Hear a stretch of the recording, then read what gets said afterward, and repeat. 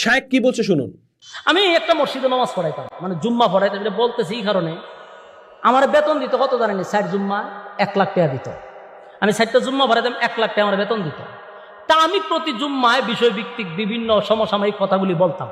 তো যিনি মালিক আমার প্রায় সময় হতো, হুজুর এই সাবজেক্টে আলোচনা না করলে হয় না, আপনি ওয়াজ করবেন জান্নাত জাহান্নাম, মানে আমার ওই আসমানের উপরে আর জমিনের নিচে ঢুকাই দিছে। হুজুর মাঝখানের ওয়াজ না করলে চলে না? উনি বড় শিল্পপতি, কোটি কোটি টাকার মালিক, আমি এইভাবেই কথা বলি, এইভাবেই চলবে। তখন ওনার ম্যানেজার হলো, হুজুর আপনার তো মায়না বাড়ায় দেওয়া হয়তো এই জন্যই। আমি বললাম তুই কত দেশ? মাসে 1 লাখ, আমি ডেলি কামাই 1 লাখ। তুই মাসে দেশ 1 লাখ, আমি ডেলি কামাই 1 লাখ, তোর চাকরির মূল্যায়ন আমার কাছে নাই। এখন যদি আমার পিছু টান থাকতো তাহলে ওই মালিকের ছাড়া ছাড়া আমার কোনো উপায় ছিল না। আমি কেন ছাটি নাই? তোর থেকে স্বাবলম্বী আমি, তোর